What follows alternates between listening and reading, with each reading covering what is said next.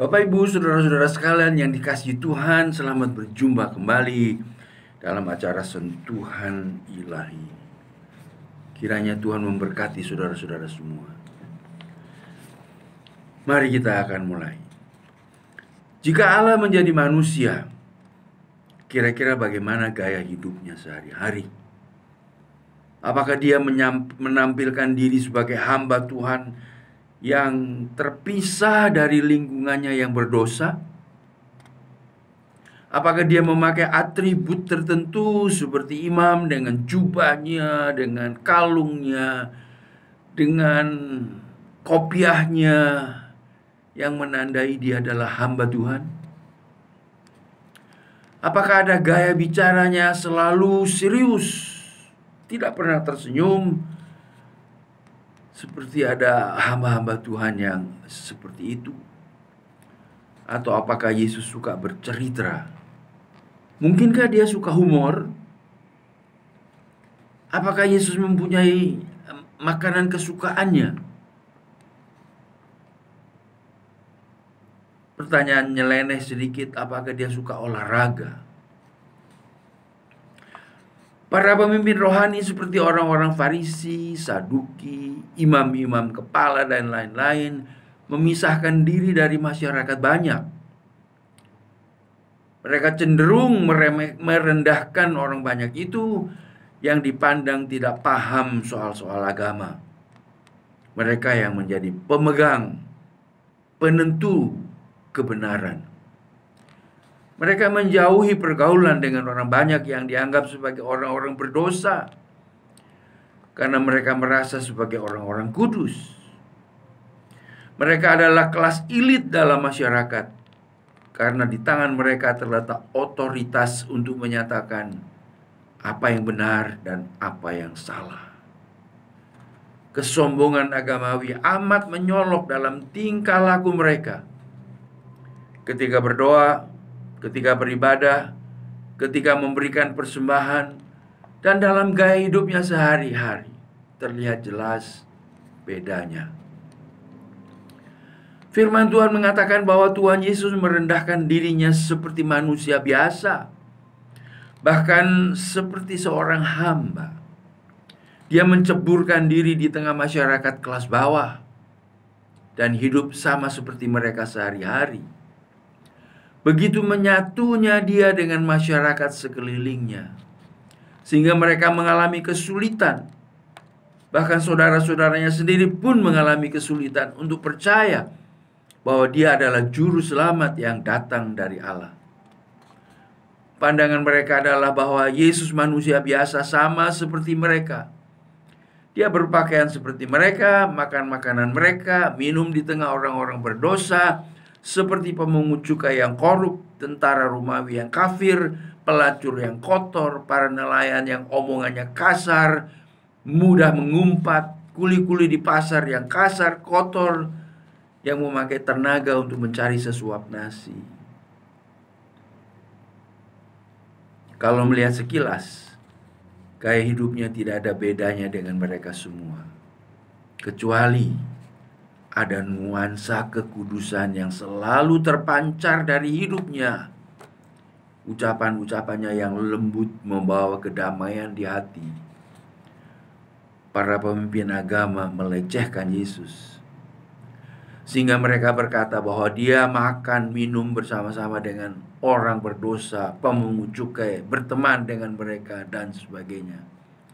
Kehadiran Yesus ditolak oleh mereka. Mungkin karena kekudusan hidupnya dan ucapan-ucapannya membuka topeng-topeng palsu dalam kehidupan mereka. Para pemimpin agama itu menolak dia. Tapi Tuhan Yesus tidak menghindari masyarakat banyak yang perlu ditolong. Mereka membawa beban kehidupan yang berat. Sebenarnya Yesus mau bergaul dengan siapa saja yang mau menerima dia. Di tengah masyarakat yang memerlukan dia, Yesus memberikan pertolongan. Kepada Sakeus pemungut cukai, kepada penghulu tentara Romawi, si kafir itu, kepada mertua Simon Petrus yang sedang demam di rumah, Bartimius yang buta, dan banyak lagi orang-orang ditolong olehnya. Dari pergaulan dengan mereka, Yesus berada di tengah mereka untuk menyatakan keilahiannya. Pergaulan dengan mereka menjadi mimbar untuk menyampaikan berita keselamatan, anugerah Allah. Kita semua didorong untuk memakai jalur-jalur persahabatan, dan pergaulan kita bisa menjadi mimbarnya. Kita bisa menginjil melalui jalur-jalur persahabatan itu, melalui percakapan dengan mereka, gaya hidup yang mereka lihat di dalam diri kita, cara pikir kita, tutur kata kita, tingkah laku kita. Itu semua bisa dipakai oleh Tuhan untuk membawa mereka kepada keselamatan. Penginjilan dengan metode ini tidak konfrontatif, tetapi persuasif, memberi ajakan. Selalu mencari peluang untuk menanamkan benih Injil dalam kehidupan teman-teman yang sepergaulan, dengan tidak menempatkan diri seolah-olah kita lebih baik, lebih suci dari mereka, seperti para pemimpin agama itu. Jika kita serahkan persahabatan kita kepada Tuhan dan minta Dia kuduskan dan memimpin percakapan kita, maka Dia akan membawa kabar keselamatan kepada teman-teman kita melalui kita. Pola percakapan dari Tuhan Yesus kepada perempuan Samaria yang berdosa itu dalam Yohanes pasal yang keempat bisa menjadi model untuk mengembangkan percakapan kita dengan teman-teman yang perlu diajak datang kepada Tuhan Yesus. Pelajari pasal itu, percakapan itu, dan praktekkan dalam kehidupan kita. Inilah yang disebut dengan friendship evangelism, penginjilan yang bersahabat. Setiap kali kita bertemu dengan teman kita, marilah kita berdoa dalam hati kita agar Tuhan memberi kesempatan memakai kita untuk membagikan kabar keselamatan dalam Tuhan Yesus kepada mereka. Siapa tahu, satu kalimat saja yang dipakai oleh Tuhan untuk berbicara ke dalam batin mereka bisa membawa mereka datang kepada Tuhan.